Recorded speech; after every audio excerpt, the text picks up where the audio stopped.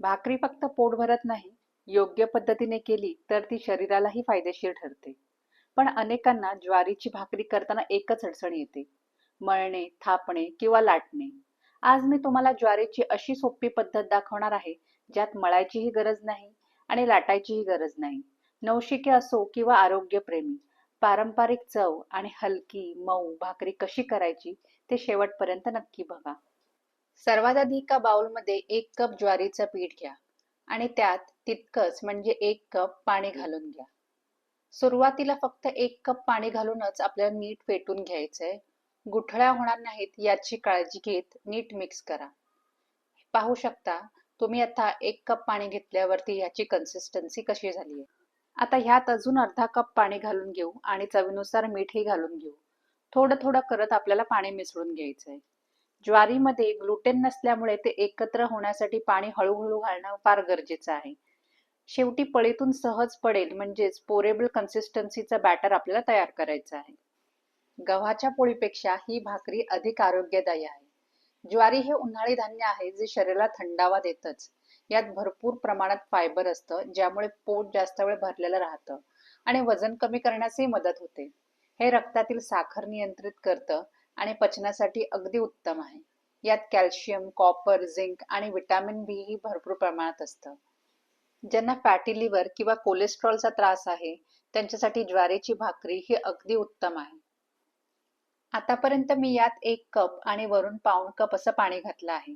तुम्ही मात्र तुमच्या पिठाच्या अंदाजानुसारच पाणी घाला. लगेचच 1 कप पिठासाठी 2 कप पाणी घालू नका, नाहीतर पीठ जास्त पातळ होण्याची शक्यता असते. तुम्ही पाहू शकता आपलं पीठ पळीला लागून कसं छान खाली पडतंय. अगदी हवं तसं, ना जास्त घट्ट ना जास्त पातळ. असं हे पळीवरनं पडणारं बॅटर तयार झालं पाहिजे. आता याच पिठात आपण 1.5 चमचा साजूक तूप टाकून घेऊया. ज्वारी निसर्गतःच थोडी कोरडी असते, त्यामुळे तुपामुळे तिचा कोरडेपणा शरीराला त्रासदायक ठरत नाही. खरं तर पिठामध्ये साजूक तूप वापरल्याने शरीराला लागणारी महत्वाची जीवनसत्वे शोषली जाण्यास मदत होते. शिवाय यामुळे पोट जास्त वेळ भरलेलं राहतं आणि वारंवार होणारी साखरेची क्रेव्हिंग सुद्धा कमी होते. जर तुम्हाला तूप वापरायचं नसेल तर तुम्ही एखादं वूड प्रेस म्हणजे कच्ची घाण्याचं तेलही वापरू शकता. त्यात तुम्ही मोहरीचं तेल, तिळाचं तेल, शेंगदाण्याचं तेल किंवा चव आवडत असल्यास नारळाचं तेलही फार उत्तम पर्याय ठरू शकतो. जर तुम्हाला खूप घाई असेल तर तुम्ही ही सगळी प्रोसेस सर्व घटक मिक्सरमध्ये फिरवून घेऊ शकता.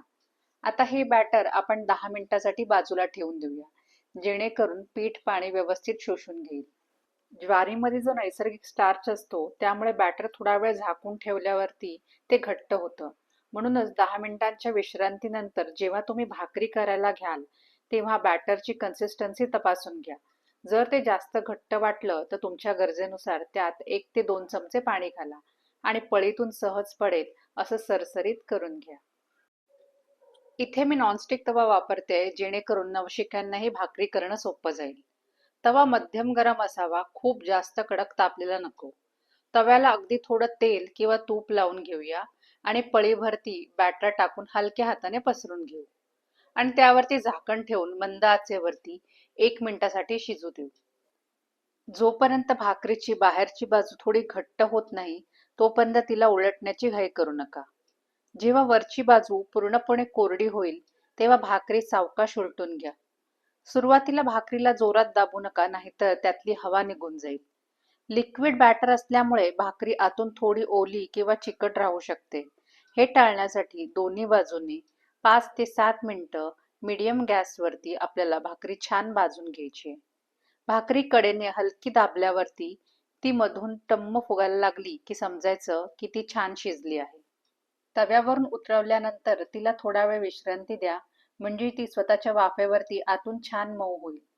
बघा तयार आहे आपली कापसासारखी मऊ ज्वारीची भाकरी.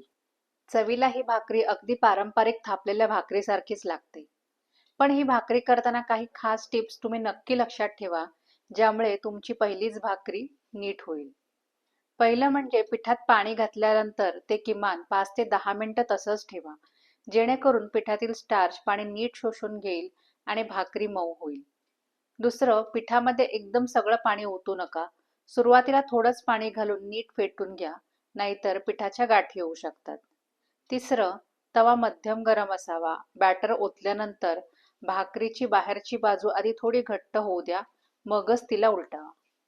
चौथं, भाकरी भाजताना सुरुवातीला लगेच जोरात दाबू नका, अन्यथा त्यातील हवा निघून जाईल आणि ती फुगणार नाही. पाचवं, ही भाकरी पळीवाड बॅटरची असल्याने ती आतून थोडी ओली राहू शकते.